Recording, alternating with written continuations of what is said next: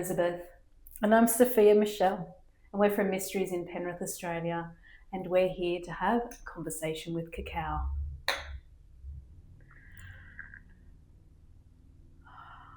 What do you love about Cacao, Michelle?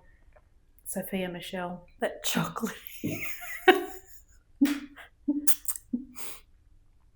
Well, which is it, Sophia or Michelle? I've had a number of questions about that.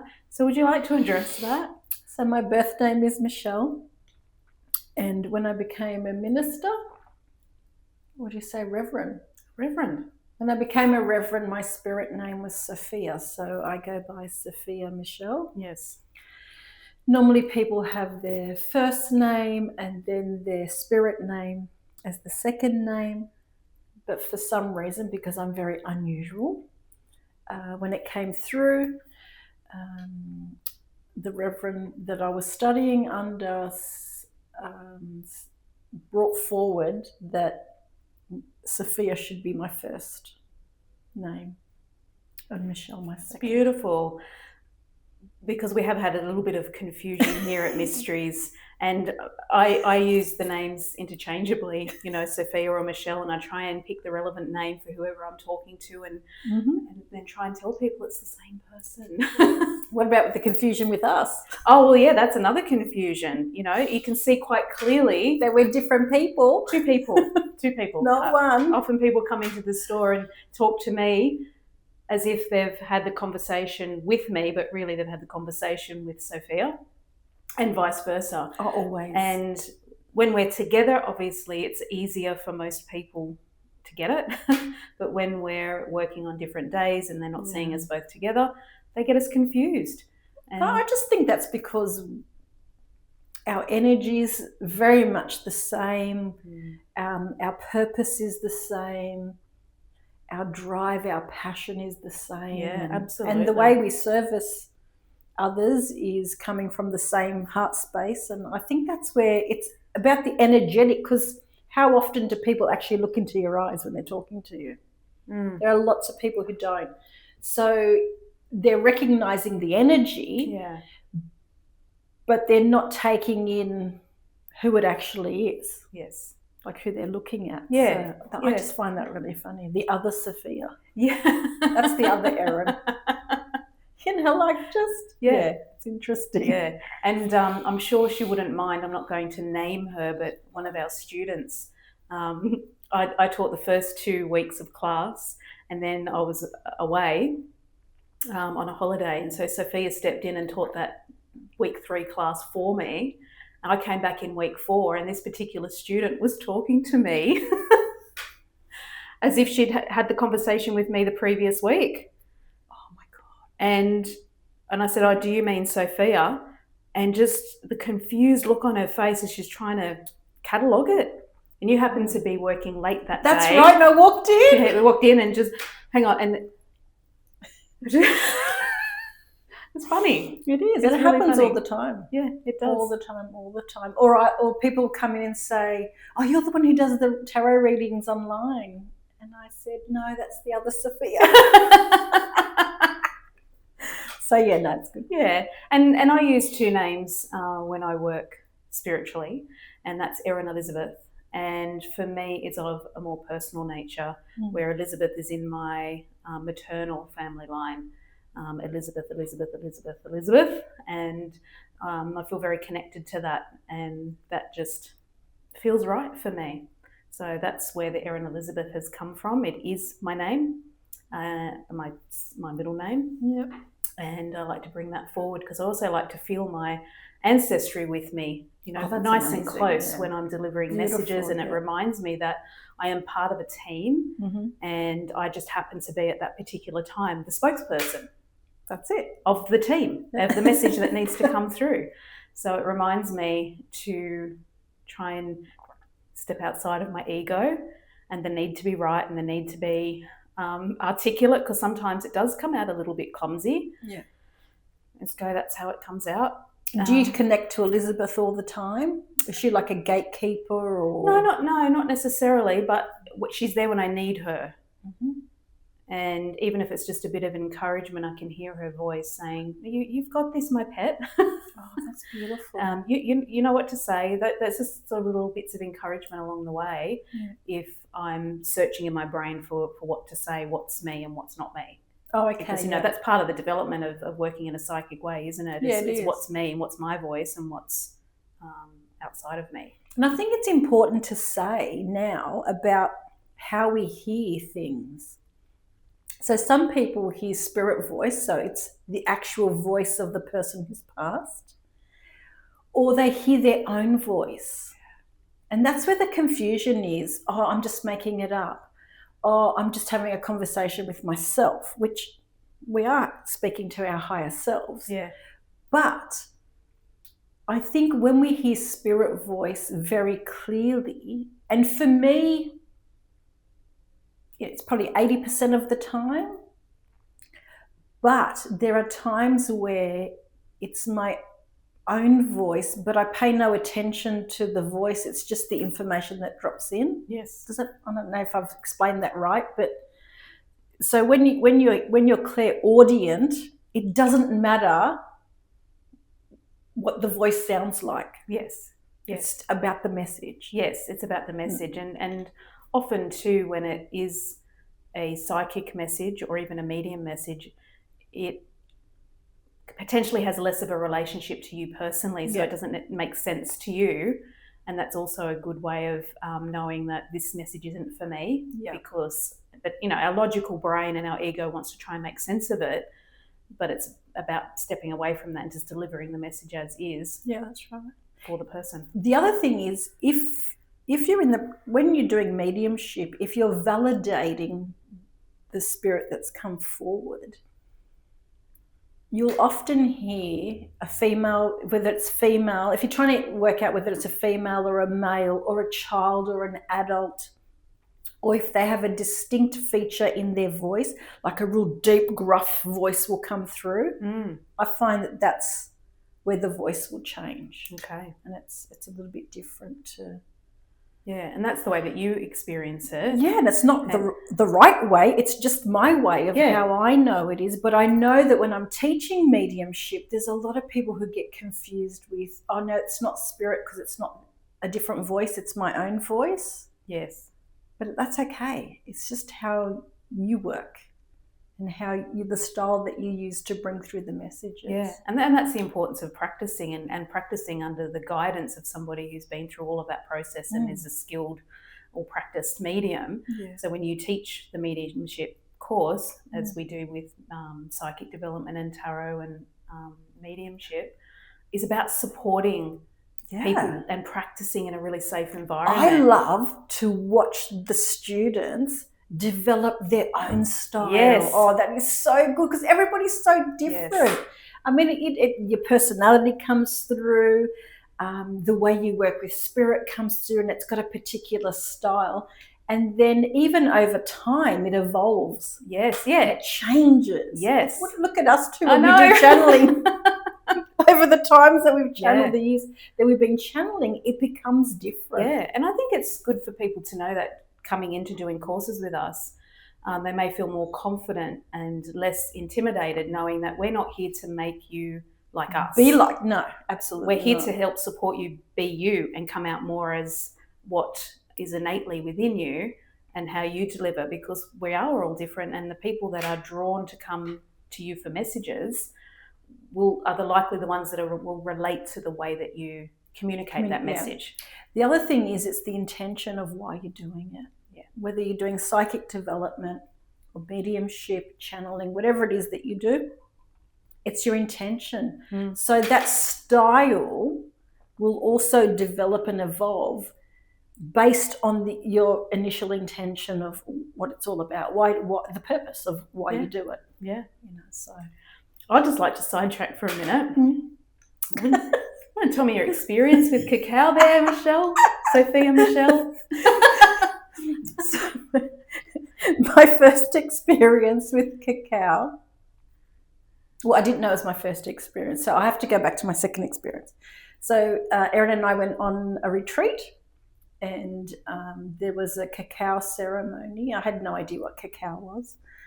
I actually thought it was hot chocolate, like I think most people do. My first experience with cacao was on retreat when one of the facilitators was talking about the benefits of cacao and what it was and how it works and what it does. And in her explanation, I was a little bit frightened. I remember whispering to you going, I think they're going to make us take some drugs. I thought they were microdosing you. I did. Because she was talking about it being an adaptogen. What were the other words? Oh, look, I can't remember. You're telling the story right now. But she was using scary words for me. And she was saying how it opens the pathways of your brain. It opens more pathways. And so I elbow Erin and go, I think they're going to drug us. What do we do? Because I have an aversion to drugs. So I was freaked out. And Erin just very calmly turns around and says, you've already had it at my house. I'm like, what? What did you drug me? And then you went on a bit about that. How dare you drug me without telling me? And I said, but you just gave me hot chocolate. Anyway, and then I remember saying to you, what happened? Like, I thought I was drinking hot chocolate.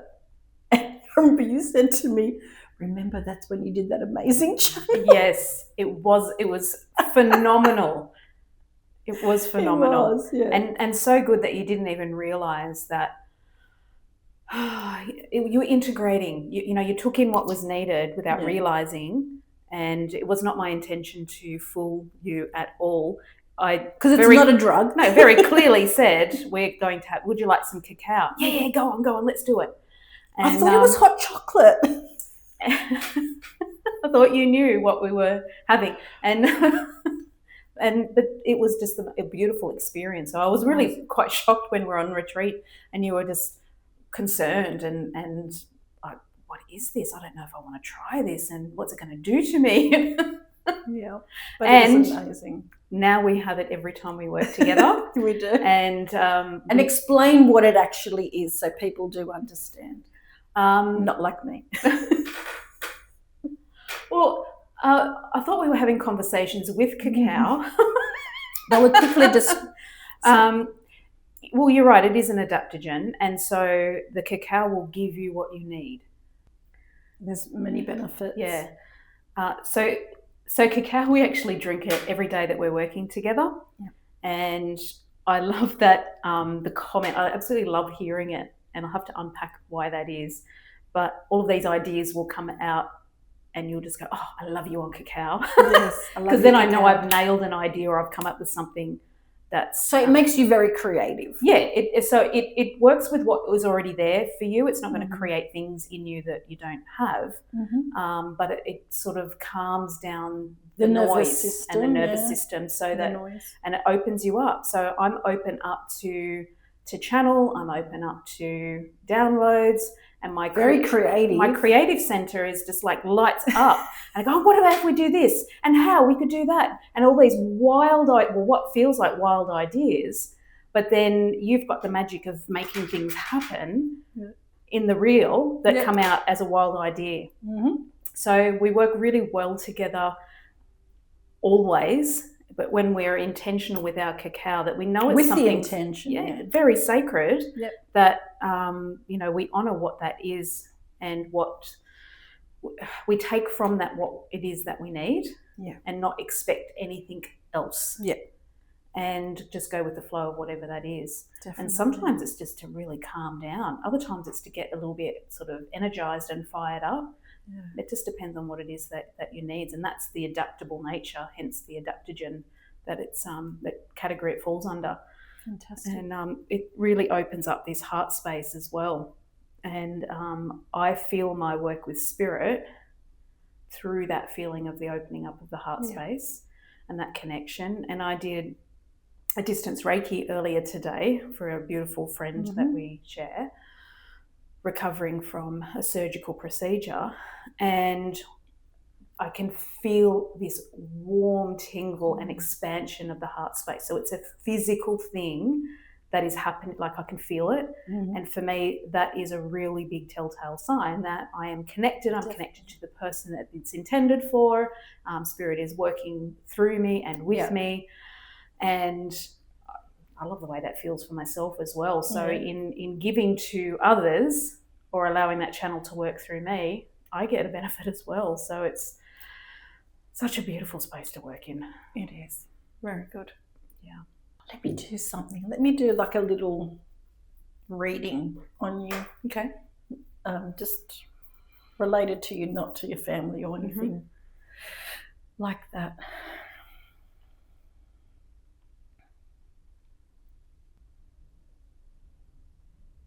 I'm going to ask Elizabeth to come forward.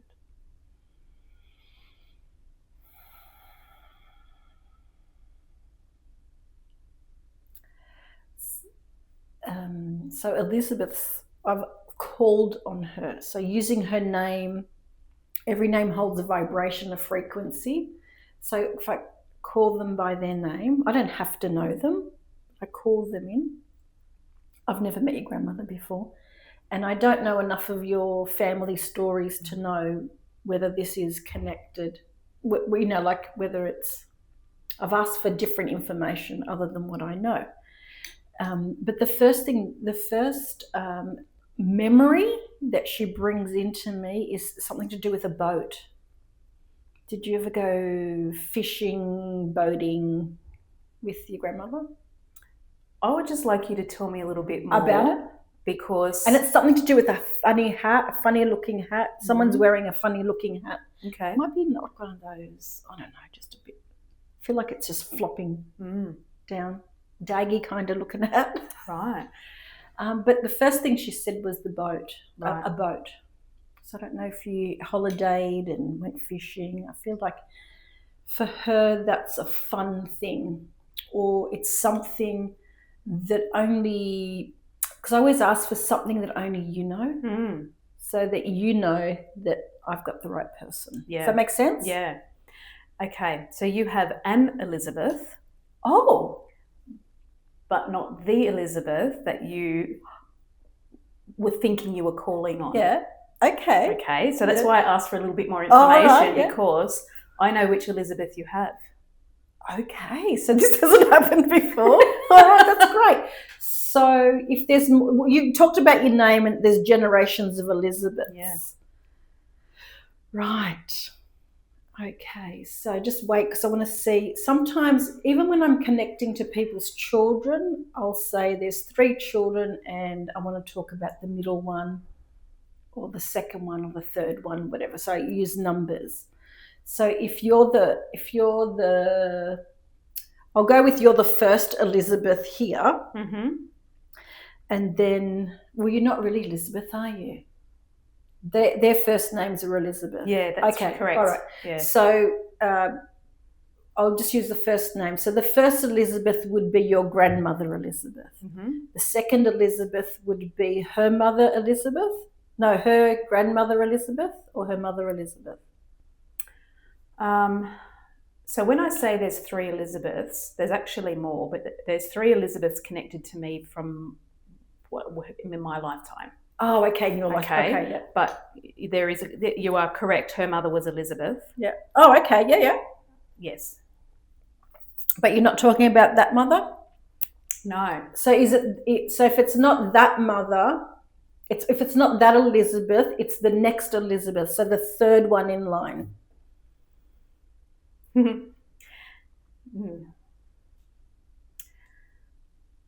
There are, okay, so there's 3 generational Elizabeths that I have known in my lifetime. Yep. The 4th one is the what would have been my great grandmother, who I didn't meet. So that is not that's not part of the 3 that I mentioned. That's a 4th one that is further back. Oh, yeah, okay, yeah. So then it's the third one on the side, one to the side. Is it an aunt? Yes. Oh, okay. Aunt Elizabeth, because she's to the side. All right. Okay. So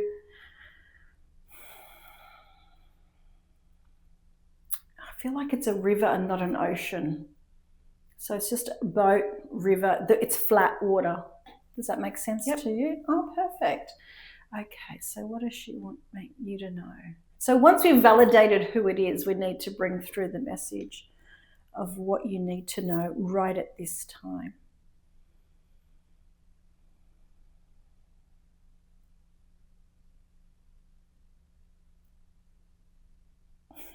She's saying, who would have thought about you doing this kind of thing, even being able to do this.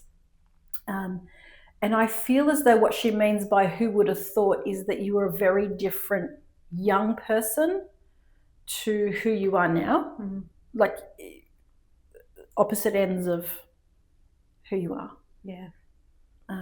Does that make sense to you? I suppose, because I don't know you. I only know you as an adult, so I don't know you as a young person. Yeah, I guess I was really cheeky and mischievous and carefree, yet reserved and shy at times, and just I got in trouble a lot. I was just being naughty and back chatty and very back chatty. And I had to hold my tongue these days. I think. Right. So you've matured. Okay, great. So who would have thought? Okay, so now that we'll have to talk about that. I don't know what you were like when you were young. So in saying that, now did that aunt lose her husband young? No. No. So which Elizabeth lost their husband young? Not one that I'm aware of. It could have been further back. Younger. Because I'll need to check with my mum, and this is part of the validation, how far back the Elizabeths go. Oh, so there might be more. Yeah, because this was brought in from the maternal line. It was the firstborn daughter was Elizabeth, and that happened in the four generations that I know of.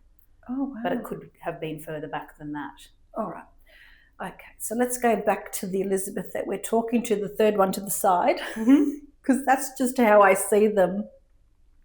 Third one to the side, and let's see what she has to say.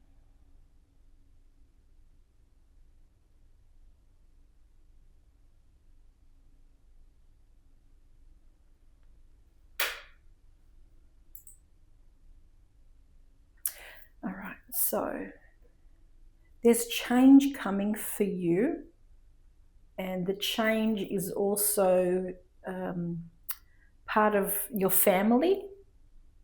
It's not a bad thing. It's just a change that is coming for you, and to really not get caught up in the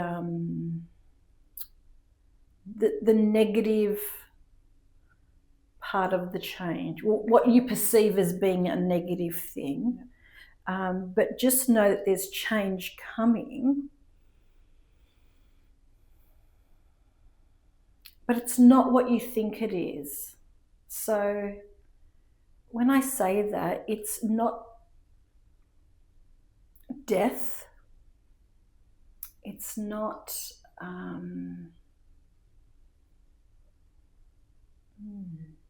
it's about circumstances. Okay. So whether it's connected to your children, that one of your children might decide to leave home, or I feel like it's just change, and it changes the dynamic of the family. Okay.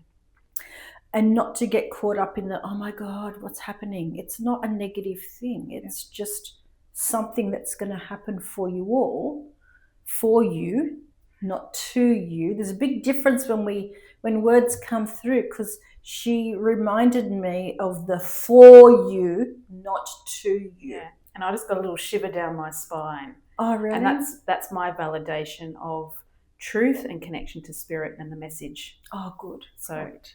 Yeah, so whatever changes that is, it's almost like don't freak out. It'll all work out. Yeah.